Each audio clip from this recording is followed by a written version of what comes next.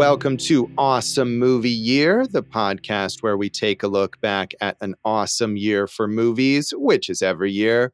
I'm Josh Bell, film critic and writer, and I'm joined by my co-host. I'm Jason Harris, filmmaker, comedian. And Josh, I know I often address you in these intros, but since this is Dave's pick, I have to ask him a question.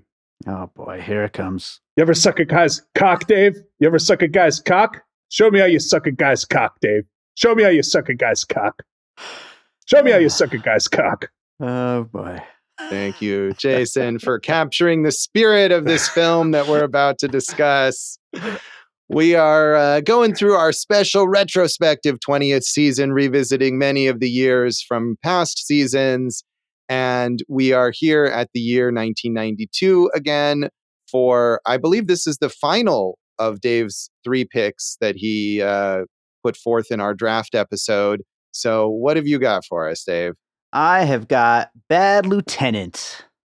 You sure do. And although I feel like maybe we're going to say some negative things about Bad Lieutenant, I was interested in this pick when you picked it. And this is certainly a highly acclaimed film from director Abel Ferrara, who is a very prolific indie filmmaker, often making controversial films. And this is probably his best known, most highly acclaimed film, thanks mainly, I think, to the performance from Harvey Keitel as the title character, the Bad Lieutenant, who does not have a name.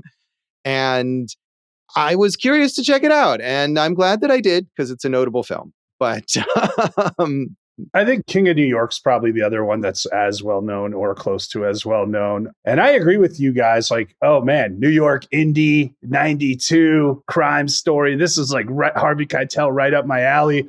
Scorsese said it's the 5th best movie of the 90s. Yeah, I just didn't connect with this one at all. Yeah, I mean, I wondered if I would, because I have seen a number of other Abel Ferrara movies and generally have not cared for his work. So I was skeptical. But at the same time, again, if you're going to see an Abel Ferrara movie, this is probably the one that you would see. So I was curious to check it out. And I felt the same way for many of the same reasons that I have about his other films. But it was fairly successful and acclaimed when it was first released as well. It premiered at the 1992 Cannes Film Festival, also played at the Toronto and Chicago Film Festivals, and grossed $2 million on its budget of $1 million, which is, not huge numbers either way, but still pretty good considering that it was rated NC-17. And even in 1992, which I think was fairly shortly after the adoption of the NC-17 rating, it had already gotten to the point where it lost its purpose of replacing the X rating and making it more mainstream and palatable. And certainly that would have limited the number of venues that it was able to play in. So the fact that it achieved that kind of success, and it's certainly, whether you like it or not, it's a tough movie to watch. It's abrasive. It's not going to be a mainstream hit. So making really any money at all is kind of an achievement for this kind of film. Is NC-17 still a thing? Because I mean, I know technically it is, but it feels like people just release unrated versions now. Point. Yeah, I feel like we might have talked about this in another episode, although I don't remember which one. But one of Dave's recent favorites, Blonde, was actually rated NC-17. Which is especially weird because it was a Netflix movie where they don't even really need to rate, kind of. Right. I mean, I think it probably had a token theatrical release like a lot of those Netflix awards contending movies do. But Jason, you're right. It's not hard to release a movie unrated now. And I think maybe there are some theater chains that won't show an unrated movie, just like they wouldn't show an NC-17 movie, but I don't think it's that common necessarily. So it is a thing. It can certainly be rated that, but it seems like not a lot of movies will go for it. And Harvey Keitel is the only actor I can think of who is in 2 kind of mainstream NC-17 movies, this one and the Madonna classic Body of Evidence. Oh, that is a classic. Yeah, that's a good one. I forgot about that one.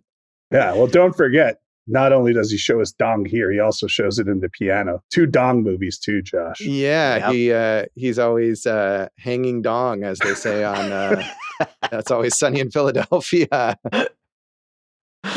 So By the way, Jason, Harvey Keitel is not in Body of Evidence. Well, he's in something with Madonna, isn't he? Yeah, it's an Abel Ferrara movie. Which one is it? I forget what it's called, and I don't know if it was rated NC-17 or not. I was almost positive he was. No, it's Willem Dafoe in Body of Evidence, and Dangerous Game is the Abel Ferrara movie from the same year with Madonna and Harvey Keitel, which may or may not be rated NC-17 and may or may not feature Harvey Keitel's dong. This is it's going to be tough to edit, just like this movie. Do you want to go all the way back? No, I think we leave it in, man. So Dangerous Game is rated R. Oh well. Yeah. Sorry, Harvey. Yeah. I thought you had 2 in you. Well, he might. We just don't know. So. Yeah, maybe in the future, or maybe I might not. His vast filmography, there could be another one. I might not get the number of NC-17 movies right, but I'm pretty sure about the dongs, Josh. Yeah. Well, again, I don't know. I don't know what he's doing in that other Madonna movie because I haven't seen it. I have seen Body of Evidence, which is why I realized, wait a minute, that was Willem Dafoe who she was pouring hot wax on in Body of Evidence, or he was pouring hot wax on her. One of the two, but it wasn't Harvey Keitel. So, well, speaking of dongs. So many erotic thrillers in the 90s. So this film also was nominated for 3 Independent Spirit Awards. It won Best Male Lead for Harvey Keitel. It was also nominated for Best Feature and Best Director for Abel Ferrara. And Jason's favorite publication that he claims to be associated with, Cahiers du Cinéma, named it the 9th best movie of 1992. Yeah, obviously, we had an argument in the office that day. Right, of course. I was 12 at the time, They didn't really want to hear what I had to say, but I just maybe you saw the R-rated cut, which was made so that they could stock this movie at Blockbuster, that removed almost all of the scene that Jason was referencing in his lovely intro to this episode. Yeah, which is so weird. There's a very vicious raping of a nun. There's a huge amount of drug use and somewhat explicit sex scenes. But the one they decided to cut was him kind of strong-arming the girls into pantomiming a blowjob and showing the other one showing her butt in a car, like in underwear. It's a very strange. Like, this is what I mean with the ratings. It's so arbitrary. Like, why would that be the one you cut? But like the vicious nun rape. I mean, honestly, it's a movie that it should all stay in. But screw the MPAA. Right. Well, I mean, and that's just based on like a Wikipedia reference, and it's possible that other things were cut as well. But the only thing that I can think of is that if it's just the sheer volume, like all you have to do is cut something, that's a scene that doesn't impact the plot such as it is. I mean, whatever plot there is focused on the rape of the nun, and you kind of have to know that has happened. Yeah, whereas I get that scene with the teenage girls, you can take out, and it doesn't really affect the trajectory of the story. Sure. I mean, at the same time, we were referencing some of the new drug use in here. There's so much drug use, you could probably cut some of that to get there as well too. You could, and it's possible some of that was cut too. It's possible that Harvey Keitel's full frontal nudity might have been cut there. You can imagine that Blockbuster might not want that. I don't know. That one scene is the only thing that's mentioned in that particular reference, but I doubt that cut is being shown anywhere. I mean, so unless you go find an old VHS copy of this from Blockbuster, you might not be able to watch it. And why would you want to? Well, let's all head over to Blockbuster after this and then take a look. Yeah. Jason, did you hold on to that from when you were working at Blockbuster? Take that home with the you? R-rated cut. That's what I really wanted. So yes, indeed. Of all the films there, the R-rated Bad Lieutenant cut was the top of my list. So critics were generally pretty positive about this. It got 2 thumbs up from Siskel and Ebert. And Ebert named it the number 10 film of 1992. And he said in his written review, Harvey Keitel plays this man with such uncompromised honesty that the performance can only be called courageous. Not many actors would want to be seen in this light. The movie does not give the lieutenant a name because the human aspects of individual personality no longer matter at this stage. He is a bad cop. And those 2 words, expressing his moral state and his leverage in society, say everything that is still important about him. The film has the NC-17 rating for adults only, and that is appropriate. But it is not a, quote, dirty movie, and in fact takes spirituality and morality more seriously than most films do. And in The Bad Lieutenant, Keitel has given us one of the great screen performances in recent years.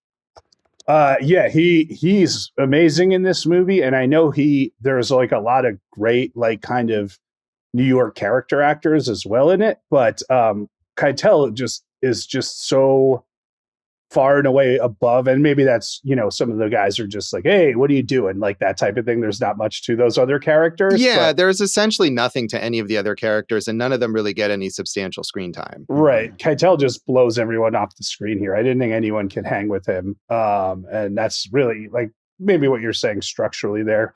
Ebert says it's not a dirty movie, but Abel Ferrara does have a history in dirty movies. The first film he directed, 9 Lives of a Wet Pussy, is a pornographic film.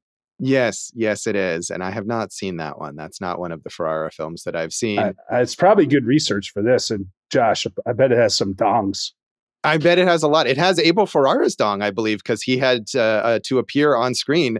And I don't remember where it was, but I saw some quote essentially where he talked about having to step in to appear in the film himself. And he was like, it's bad enough when you're paying a guy $200 to fuck your girlfriend, but then he can't even get it up or something like that. So did he bang his own? Did he have the sex scene in there too? Is that what you're saying? I think that's what it was implying, that whoever he had hired to have the sex scene with his girlfriend had difficulty performing, and Ferrara had to step in for him. So I don't know. I just was kind of glancing through the filmography and saw that, but I have not researched it thoroughly. I'm not sure how available 9 Lives of a Wet Pussy is. Perhaps it's on Pornhub, like when I watched Crash for our episode on David Cronenberg film. Do you think, that's from 1976. Do you think that's a good rate for a guy to bang your girlfriend on film in 1976, $200? I actually think it probably is. I don't know what the equivalent of it is now, but for, just one sex scene in a porn film, yeah, maybe. I don't know. I have not really delved into the economics of adult films, but you're really lacking in a lot today, Josh. Yeah. Hey, man, I'm the fact checker here. All right. So Janet Maslin in the New York Times was a little more mixed. She said, it goes without saying that Mr. Ferrara's work has a polarizing effect. One condition of his cult status is that his films give as much offense as possible without resorting to much violence, and make no attempt to find the middle of the road. Imagine a Martin Scorsese who had chosen to make nothing but B movies, and you may have some idea of what Mr. Ferrara can be capable of. Imagine a series of long, improvised-sounding behavioral meltdowns, and you get some notion of what happens when Bad Lieutenant goes off the tracks. The results may be uneven, but they certainly aren't dull. $200 in 1976 is worth $1,109 approximately today. I mean, that seems all right for one sex scene, right? Yeah. I don't know.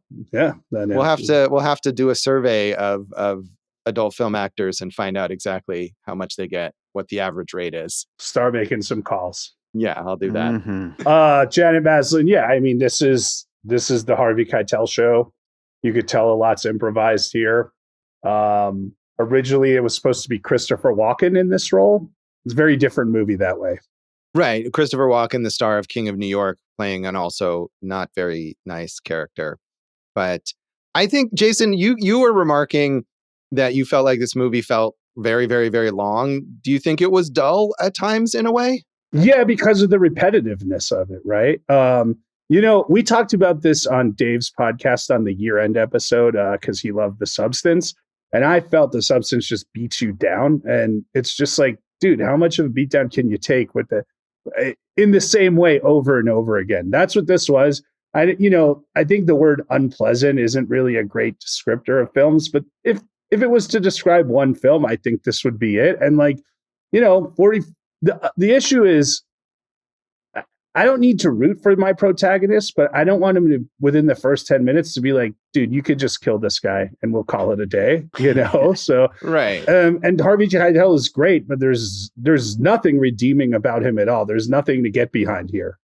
Yeah, I mean, and I think that's fine. I agree with you. You don't have to like the protagonist and they don't have to have redemption. Although in a weird way, this is a redemption story. I think, the Catholicism aspect of it, it's meant to be that the lieutenant has some sort of regret for his behavior, even though he doesn't really make much of an effort to rectify his behavior.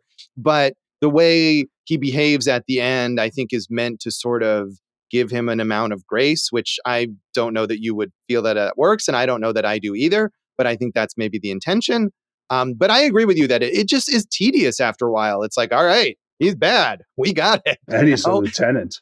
Yeah, I mean, and in a way that might be one of the reasons why you could cut that scene with the teenage girls for the R-rated cut.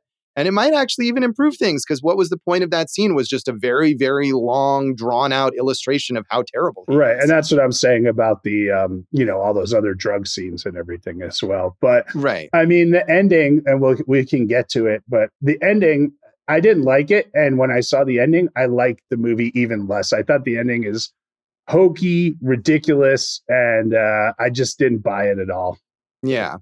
Well, Desson Thompson in the Washington Post was not really into this film. He said, Ferrara's deadly serious statements about society are dramatically undermined by Keitel's schematic characterization. Keitel is so, bad, he turns into a coke-snorting Prince of Darkness abstraction.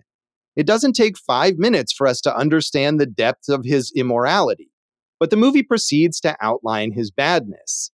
Despite a glut of luridness, the storyline feels essentially flat, as Keitel stumbles through New York in an immoral, unchanging haze.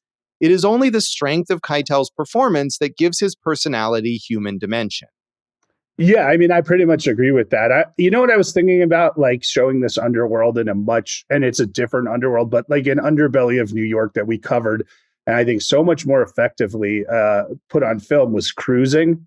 And I just felt like this would be like if a guy was like, hey, I heard New York's bad, I'm going to make a movie about it.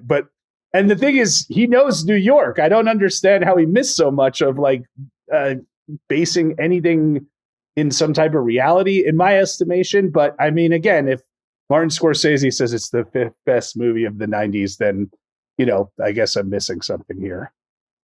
Yeah, I mean, I am too, perhaps. And certainly Ferrara, who is a native New Yorker and has experience, one imagines, within these seedy areas, definitely has experience with drug use, which he was engaged in during the making of this film. Presumably there's some level of authenticity. Ferrara also very experienced with this Catholic guilt, which is a common theme in a lot of his films. So am willing to buy the authenticity of this based on what Ferrara himself has experienced. I just, as I think I said in my Letterboxd review, and I feel this way about a lot of his films, it's like, I don't need, like, so many Ferrara films are like a window into his soul, and it's like not a place I really want to look. I think is the way I've felt about most of the movies of his that I've seen. I guess, I don't know. I'm trying to, articulate it. We keep talking about that scene with the girls in the car, and it's like, is that the most surface version of getting to what this guy, his lecherousness, and I felt like maybe the whole thing was, I don't know. Yeah, I mean, and I think Thompson also has a good point that this guy, I mean, and this goes to maybe the decision to not give him an actual name, is he doesn't seem like a real person. We see him go home and he's got his kids and he's got his wife and his like mother-in-law or whoever it is that's living there with him. But most of them, they barely have any lines. There's one scene where he's dropping off his kids at school and they're talking, but otherwise they basically are non-existent. We don't know anything about his background. We don't really know anything. He doesn't have any kind of real relationship with any of the people that he interacts with, whether that's these like prostitutes or Zoe Lund's character who he shoots up with, or his fellow cops that he takes bets from. He's just kind of like a cipher. And maybe that's part of the point, but it makes it hard to care, especially in that ending when he seems to be bearing his soul and seeking redemption. It's like, who even is this person that is doing this? I don't know. He's a guy who keeps getting his bets wrong with the bookie. That's who he is, Josh. That certainly is true. So Dave, what made you want to pick this film? Well, this has been on my watch list for a long, long time, and I thought it would be an interesting one to get into. And I know even though you guys didn't like it, and I'm very mixed on it, like, I know we all kind of like movies like this a lot of the times, and it definitely seemed like something, to get crossed off the watch list. And I do think there are some interesting things about it. It just doesn't really quite work. I'm kind of with you guys for the most part. Yeah. Had you seen other Abel Ferrara films? I saw The Addiction a couple of years ago. It was randomly assigned to me for a podcast guest appearance, and I felt the same way about that. Some interesting ideas, some great performances in there.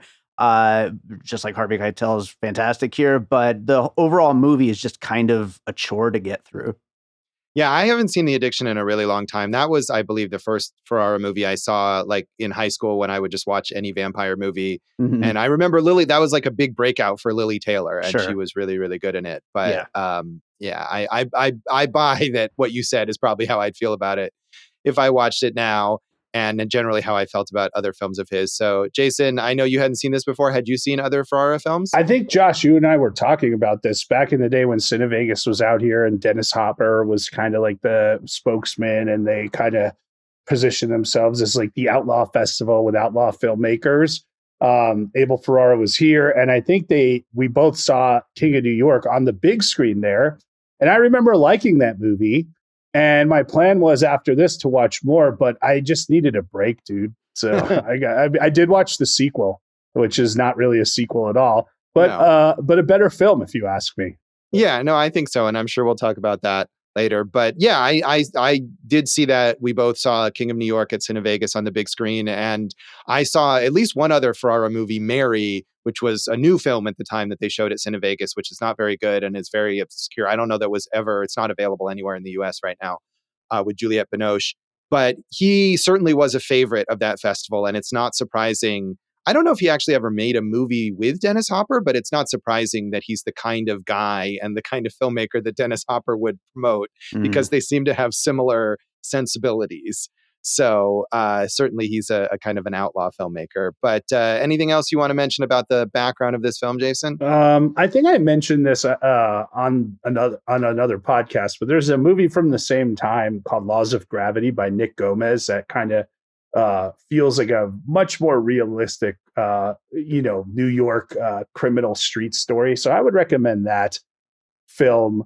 We know that Keitel and Ferrara and Lund, Ferrara has like a troupe, right? So he works with the same actors over and over again. So all those characters or actors are in other things. But I was going to talk about that. They say it's co-written by Zoe Lund and Abel Ferrara, but Zoe Lund said that she basically wrote it. But then other people were saying that she didn't write it at all. It was her boyfriend, who was like a filmmaker from Hungary or something like that, who really wrote the whole movie. So it's got a long and winding road, this thing, Josh.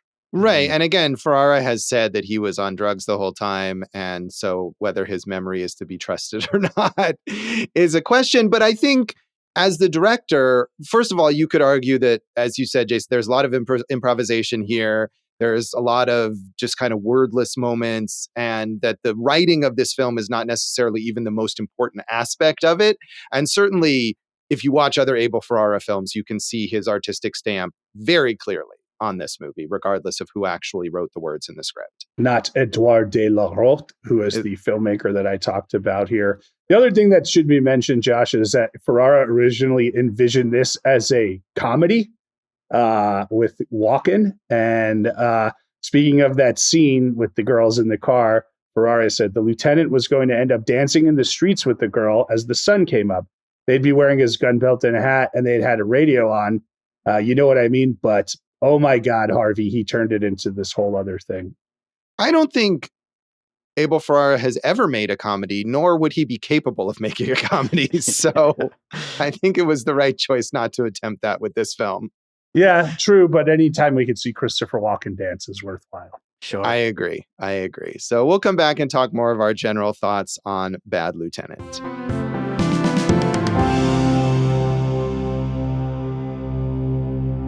Welcome back to Awesome Movie Year. In this episode of our retrospective 20th season, we're back in 1992 to talk one of our producer Dave's picks, Bad Lieutenant. And Dave, as you said, you're mixed on this, but perhaps liked it more than Jason and I did. So what did you like most about it?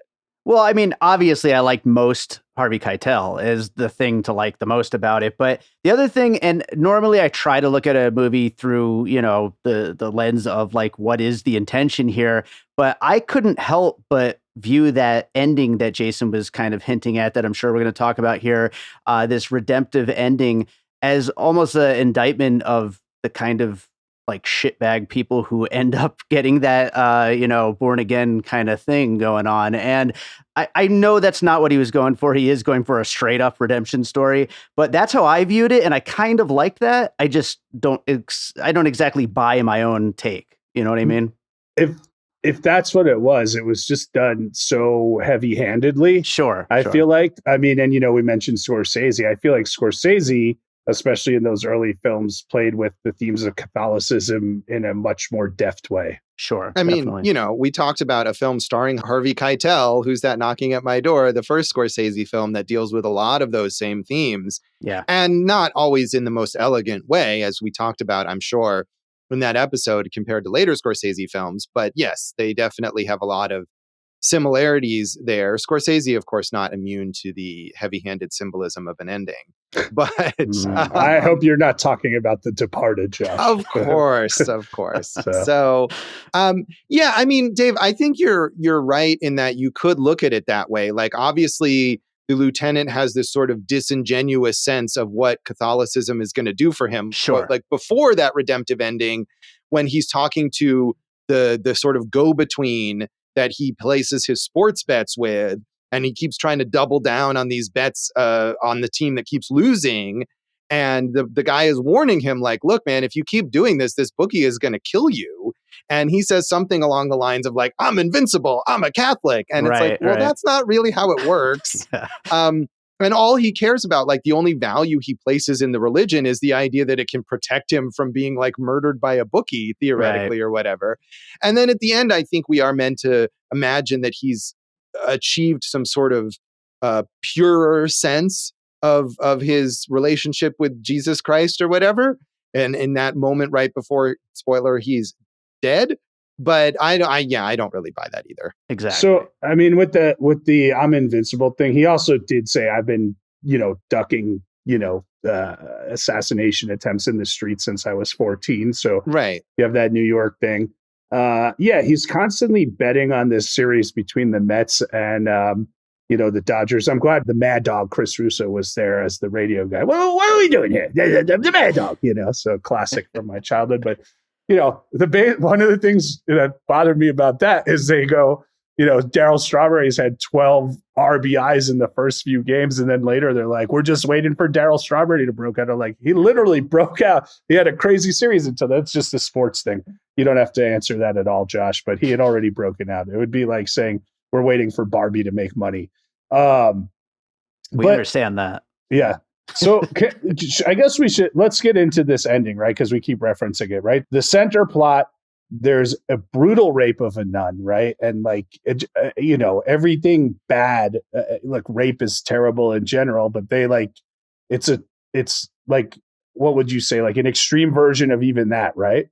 Right. I mean, they talk a bit like the scene where they show it is kind of abstract and you don't see a lot of detail, but later the nun talks about, or the cops talk about in reference to it, and they like raped her with a crucifix and other really, really put out cigarettes on her. Yeah. Yeah. So like, yeah. And, he goes up and he's like, hey, you tell me who these guys are, we'll get them. And then she says like, well, I've already forgiven them and something like that. And that's fine. But we get to this end and he has this catharsis moment, right? And he finally catches those two guys. But now that he's a Catholic, he gives them $30,000 to go start their lives over. How is that being a good Catholic? Yeah, I mean, you could argue that maybe the idea is that he still doesn't understand what being a good Catholic really is. And he thinks that doing that, giving them $30,000 that he could have given to the bookie and perhaps spared himself being murdered maybe for a little while, and sending them on a bus where they presumably can go rape somebody in a different city is like a good thing to do. And it's not. But maybe that's because he's still bad, or he still doesn't understand the true meaning of faith in God, or the true meaning of forgiveness in the way that the nun does understand it. I mean, that's what I thought. It's like, hey, you're not helping these guys redeem themselves. You're giving them money and a chance to rape more people here, So I thought Keitel is great in that scene. Those two kids could not hang with him at all once he captures them. It's like, I didn't understand, if they're willing to commit such vicious acts, and then the second Keitel gets there, they're acting like scared, little children. I didn't think that really resonated with the way they set up those characters, but I don't know. Then you talk about after that, he goes, the bookie's like, meet me out front at this building at 3:00. What did he? Trump Plaza is where he meets the bookie. That's right. Where he gets murdered in front of Trump Plaza. Like, for a guy who's avoided murder all this time, it was pretty clear he was going to get murdered. Right. I think the idea there is maybe like he knows that, and he's now committed his act of redemption, and he's ready to go. Maybe. But well, if you're going to redeem yourself, keep redeeming yourself. Do good things. You're a lieutenant. You can make a change in the world now. So, but I think this is sort of the idea of Catholicism, right? Is that like you can sin as much as you want, as long as you ask for forgiveness before you die, right? And if he kept living, he'd probably just sin more. So he might as well go right at that moment after he's redeemed himself and he hasn't had the chance to do more terrible things, die right now and go to heaven, maybe. I don't know. But that was sort of what I took away from it. Another thing, okay, this is what I thought, and I didn't see that I think I was wrong, but to me, I was wondering, and this goes to what you're talking about with these characters, where it's like they committed this brutal rape against this nun, and then when Keitel shows up and says, I gotcha, and he's pointing a gun at them, but they just go along with him, they're scared, they're meek. I was like, are these even the guys? Because he goes after them based on the word of this old lady who shows up, and she says, this chalice that was stolen from the church was pawned at my husband's pawn shop, and I thought it's wrong, we shouldn't have it, I wanted to return it to the church, and he realizes this was stolen by the rapists, and he says, who are the people who sold it to you? And she's like, it's these guys. But do we know for sure that they're the rapists? Maybe the rapists dropped it and they picked it up and they were like, hey, we can get some money for this. We never really say. And I was spending the whole time with those guys thinking these are not the guys. Yeah, I think that's a good way to look at it. I didn't think about that at the time, but the guys never say, hey, no, that's not us, right? So, but they don't ever confess either. They don't do anything. Right. They barely talk. say. Yeah. Right. So there's no like, yeah, we did it and fuck that nun or whatever, or fuck you, cop, you can't take us in for this, or they say nothing essentially. So I feel like you could interpret it that way, but I didn't see that interpretation elsewhere. Yeah, no, I think you're right, but it would have been more interesting if they were like, you got, that we didn't do it. And he's like, yeah, bullshit, you didn't do it and all this. And like, then we have like something to work with here, but right. Yeah. So I don't know, man. I just, the scenes where they're shooting up, which get so repetitive over and over. And it's just like, we're talking in riddles or, we're talking around points and just using flowery language. None of that did anything for me, dude. No, I agree. Can we go back to the baseball though? Because there's so much baseball in this movie. I was astounded. Like this, I think I said to Jason before, like I was shocked at the amount of baseball in this movie. And he was like, this is what shocked you? But in a way it was, because I expected all the drug use and the rape and the violence. That's the reputation this movie has. I did not expect how much play-by-play baseball would be in this film. So I didn't mind that, because you're thinking, right, like this is 92. There's no podcast. There's no, whatever, Sirius radio, whatever. I mean, I do think that was like a fair portrayal of like, hey, there are people who are obsessed with just listening to sports radio or talk radio. And he's one of these guys who's a gambling addict, and it helps him get his fix when he's listening to this. But I understand you as a non-sports fan would be like, dude, just like, let's move on with this. Right. I mean, I understood it as a character detail. Obviously, he was a gambling addict. He was obsessed with this like playoff series, and he kept doubling down on his bets against the Mets. And I thought that was maybe a thematic thing too, right? He's betting against the New York team. he's putting all of his money against New York. And I got that as a character detail, but like I felt like the detail in the play-by-play of the baseball games was as tedious as the detail in anything else. And I was fascinated. I spent this whole movie assuming this must be some like extremely famous playoff series between right, and it's completely fictional, which I had no idea until I looked that up later. That it was completely made up, and so in a way that made me appreciate it better because I believed that it was fully authentic, and they obviously hired these presumably like real sports announcers to do this scripted dialogue about what these games would have been. So yeah, I found that fascinating. I guess in real life in 1988, I could just tell you this. So the Dodgers and the Mets won the World Series in '86, and Darryl Strawberry was on the team. I think he was still on the team in '88, and they played the Dodgers in the NLCS, the National League Championship Series, and it went to 7 games. And I still remember it. The first inning or two, Ron Darling gave up 6 runs. The Dodgers ended up winning, going to the World Series where Kirk Gibson hits the walk-off home run, and they win the whole championship. So this is a rehash of that kind of series right there. Right. And in the difference being that the Mets ultimately win, which of course goes to the problems that the lieutenant has because he keeps betting against them. But I also like there's a whole through line that what the Mets are doing is some like record breaking thing that no team has ever done before. And I don't know if that's true or not. Yeah. So there are 2 differences. One, Darryl Strawberry was a beloved New York Met, and then he left to go to the Dodgers. And at this point, he's on the Dodgers. What they're talking about is it's a 7-game series, first to win 4 wins, right? Historically, until 2004, no team had ever come back from a 3-0 deficit, and then the Red Sox beat the Yankees and went on to win the World Series. So that was the first time that happened. But it's still very, very rare. I don't know if it's maybe happened in hockey but I don't think it's ever happened in basketball either. So I can't even tell you. I don't think it's happened in baseball since then either. But that was what I was wondering. So at the time in 1992, that was a thing that had never happened. And it didn't actually happen in real life until 2004, you're saying? Yes, exactly. So the list of teams, it's happened in hockey, but I don't think it's 4 times in hockey. And I think 1 time in baseball. Yeah, that's it. I did pretty good there.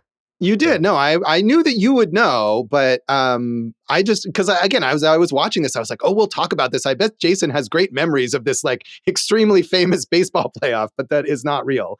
So, Dave, what were you like? I know you're not a sports guy either. What were you thinking as you watched this? Did you think it was a real thing?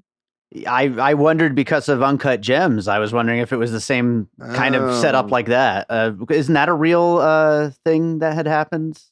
Well, was it? See, I was just assuming like, oh, that was probably fictional, so you would have guessed, but I don't remember. Yeah, I'm not from sure that either. Well, I mean, the other thing is they keep focusing on Darryl Strawberry, like I said, who was a beloved New York Met who left New York, right? So, you can read into that what you want, but I think that, they definitely picked Strawberry on purpose there. Oh, yeah. See, I didn't know that about Strawberry. I got the idea of like, him betting against the Mets. And not only is he doing that, but he's telling everyone who places bets with him, like his colleagues and stuff, like, oh, you got to double down on the Mets, bet on the Mets, which presumably is a way to increase the odds. Yeah, for he's him hedging, to win, so he can win one way or the other. Well, no, but I mean, he's trying to get his colleagues to lose so that he can win more, right? Because the odds will change if more people bet the other way than he does. I think is how that works. Maybe.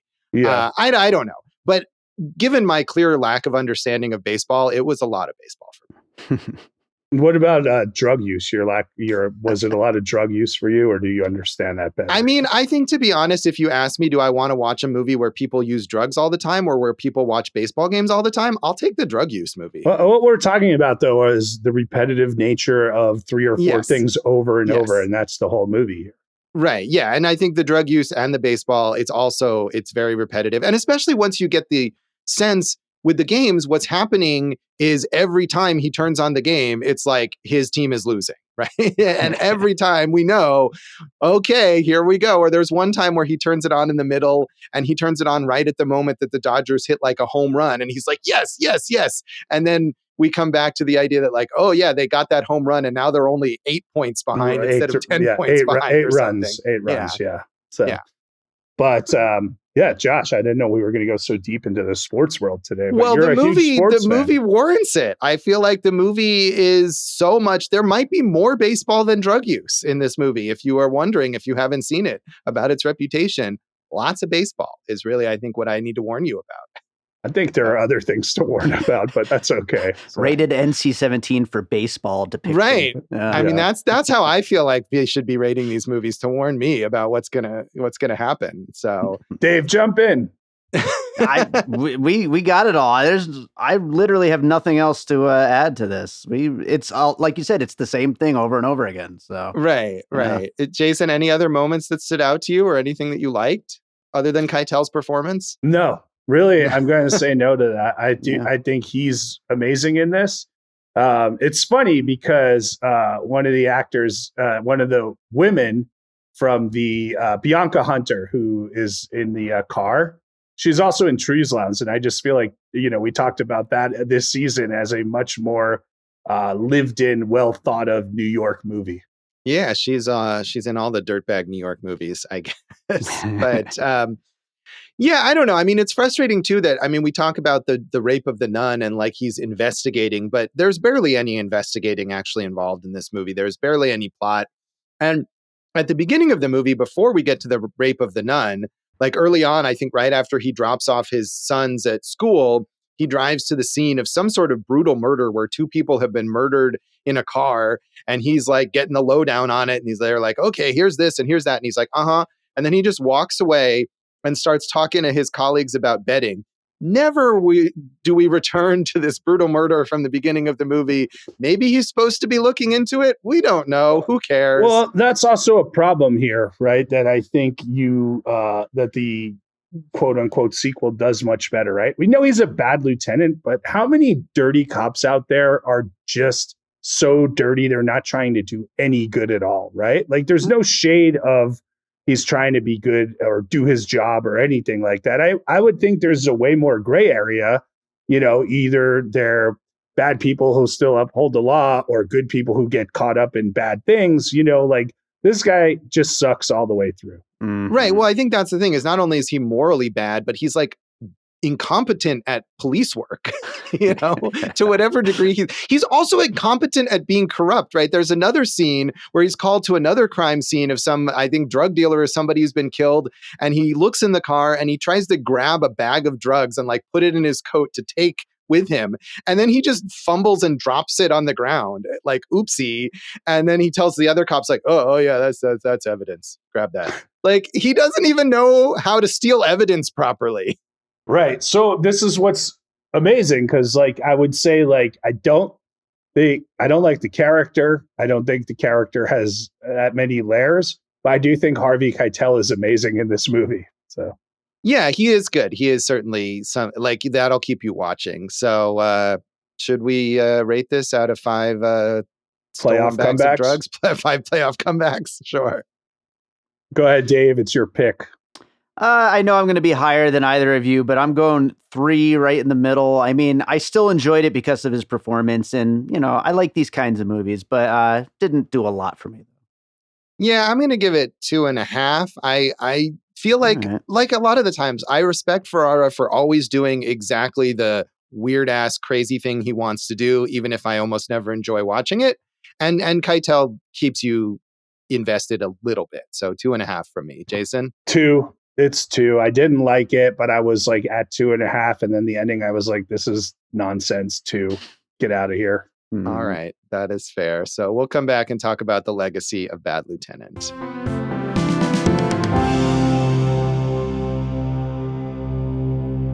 Welcome back to Awesome Movie Year. In this episode of our retrospective 20th season, we are returning to 1992 to talk about Dave's final pick, Bad Lieutenant. And but beloved, I just want to say, beloved, well respected. We're totally on the other side of the coin. So, sometimes we jump and pile on stuff, but this one I think is one of those rare instances where all of us are like, what? Yeah. Right. Yeah, it is. I mean, I think, although I would say that even probably people who think this is a brilliant film will acknowledge that it's a difficult film to watch, not one that is like fun per se. But yes, certainly is, as you pointed out, Scorsese, Cahiers du Cinema, Roger Ebert, all of these big names have acclaimed this film, picked it as one of the best of the year or one of the best of the decade. And if you're ranking Ferrara's films, this will almost always be at the top. So certainly there is that, and is well known enough as a sort of brand name, I guess, that as we've alluded to multiple times, in 2009, producer Edward R. Pressman, who owned the rights to Bad Lieutenant, commissioned Jason, you called it a sequel. We could call it a remake. Really, it's an essentially unrelated film that just uses the title. It's neither.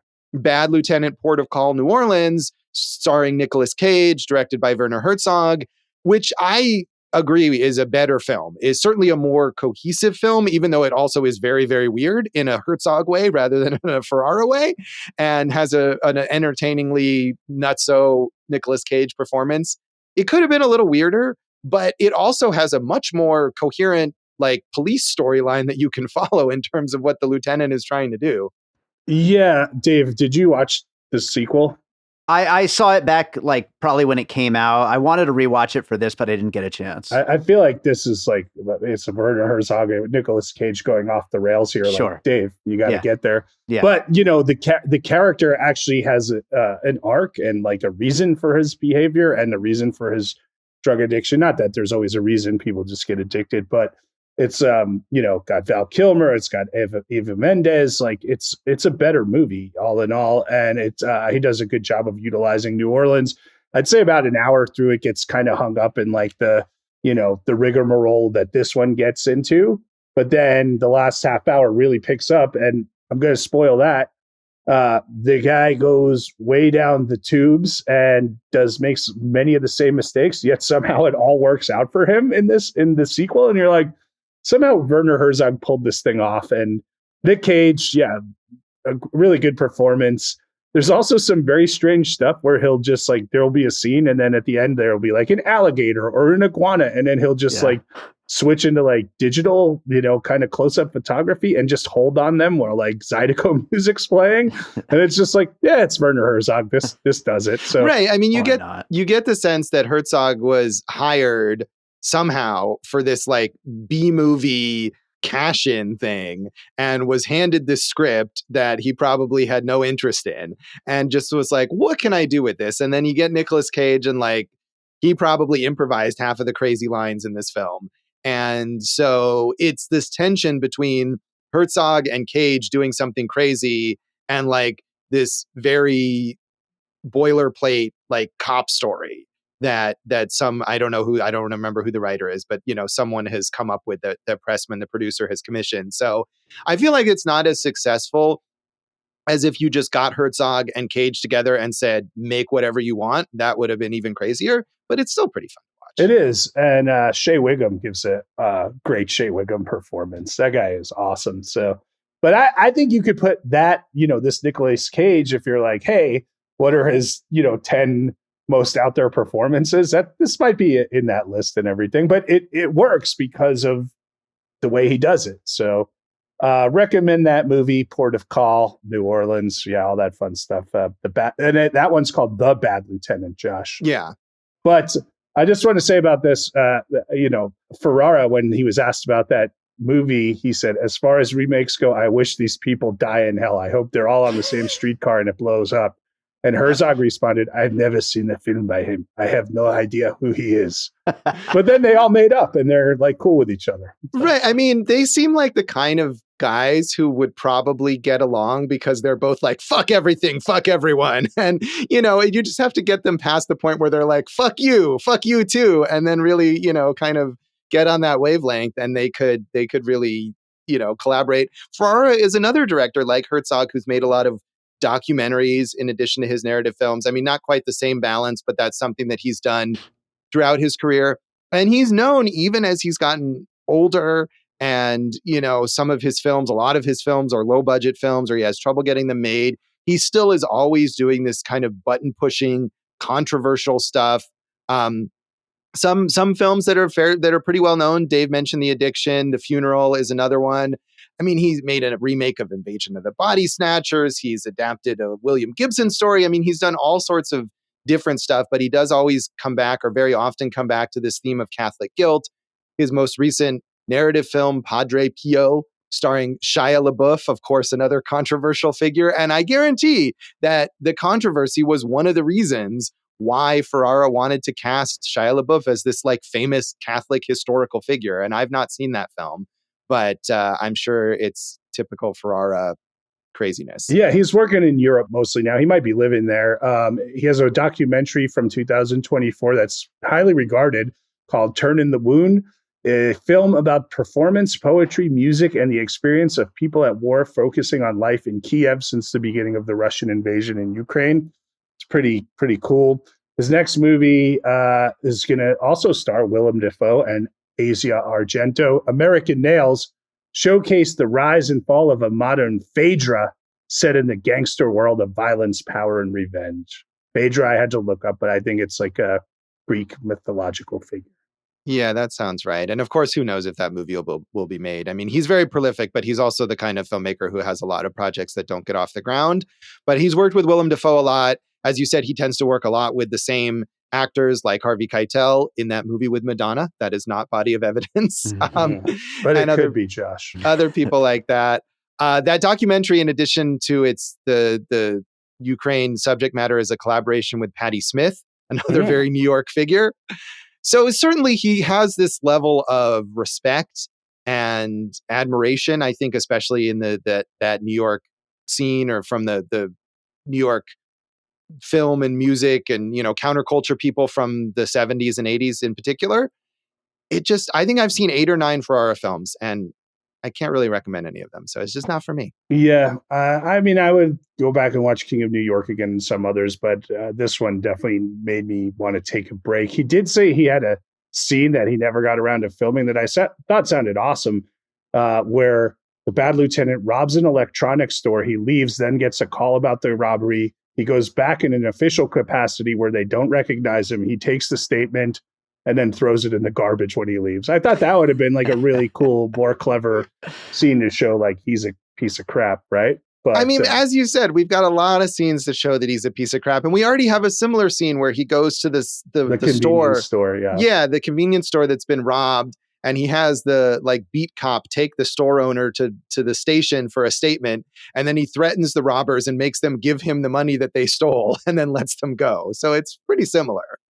Harvey Keitel, Josh, was in another movie that featured nuns in 1992, a classic called Sister Act.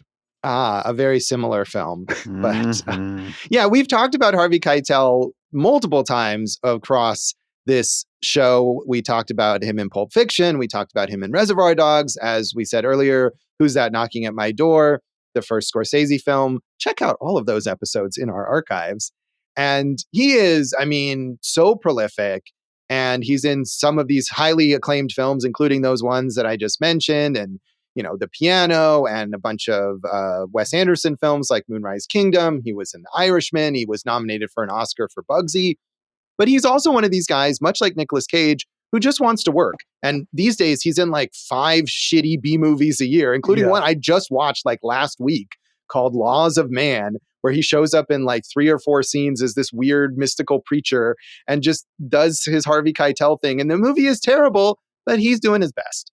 I just looked up, I looked up what he's got upcoming. There's 8 movies he's got, and not one of them sounded memorable at all. Right. No, he's just happy to take a job. And if it's in some crappy action movie with Frank Grillo, he's going to do that. Frank Grillo rules. Get out of here. Sure does. Victor Argo, who's one of the cops that he bets with, has been in 12 movies with Harvey Keitel, including Mean Streets and The Taxi Driver and King of New York. Yeah, I mean, that guy who's no longer alive, but he's one of those tough guy character actors that you immediately recognize him, even though he's only in 1 or 2 scenes in this film. And, it's oh, there's that guy. Yeah, I mean, as we said, I think none of the other actors really make much of an impression in this film. Zoe Lund, who, in addition to being the co-writer or possible sole writer or possible not writer, but is credited as the co-writer, she also plays this fellow addict. And she was a collaborator with Abel Ferrara, co-wrote or worked on the writing of some of his later projects that eventually were made after she died. She directed a couple short films. She had a few other acting parts, but like Ferrara, had drug problems. Unlike Ferrara, did not live past those problems, died in 1999 at the age of 37. So who knows what she could have done if she had lived, and maybe they could have collaborated more.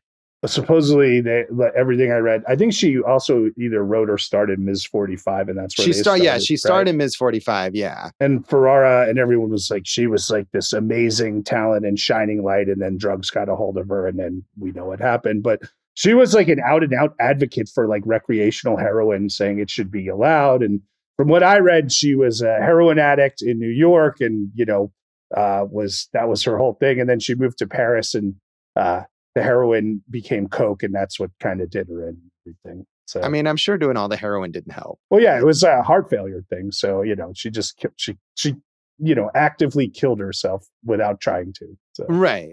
And so definitely a sad thing. But yeah, I don't know if she's a credited writer, but she is the star of Ms. 45, and I'm sure it was a collaborative process where even if she's not credited, she had some influence on how that movie turned out.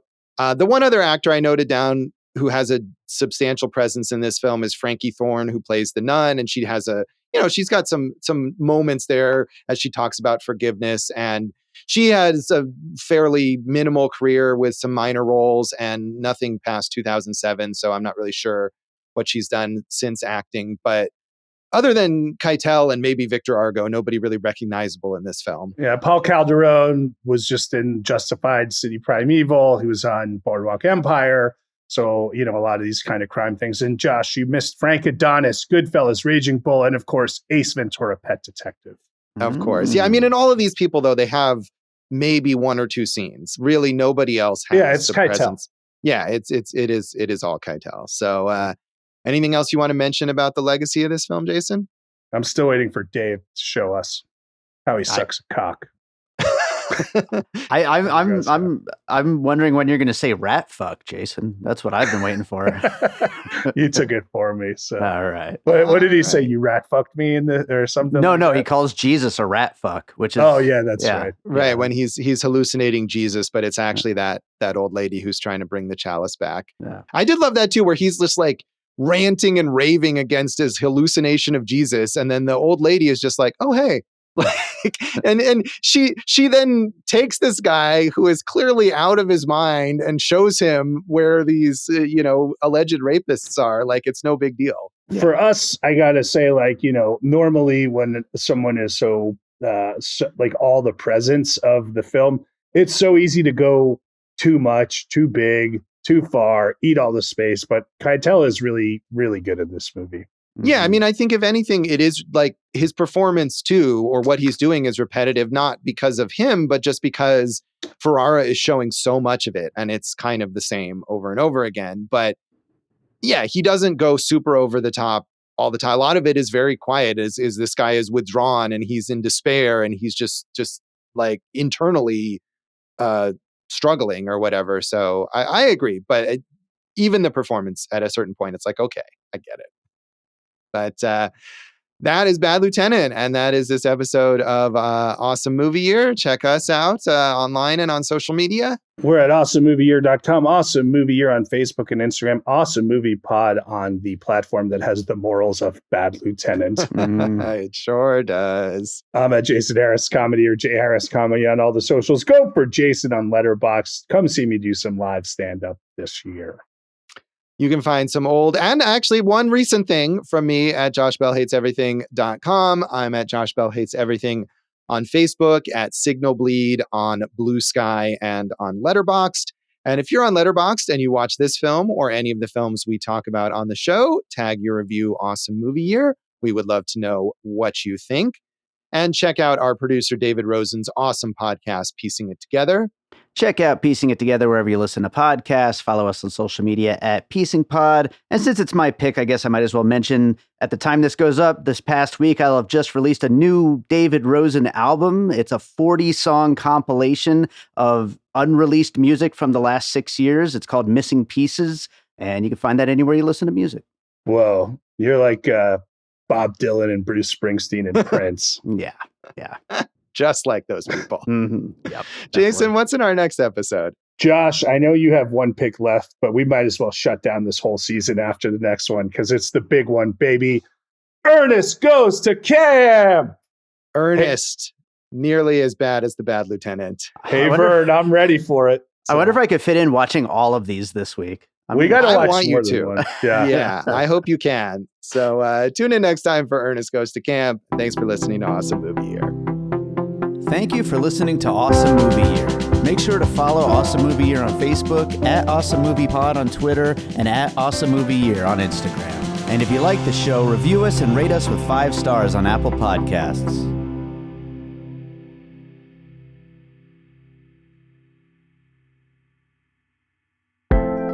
An All Points West production, produced by David Rosen in Las Vegas.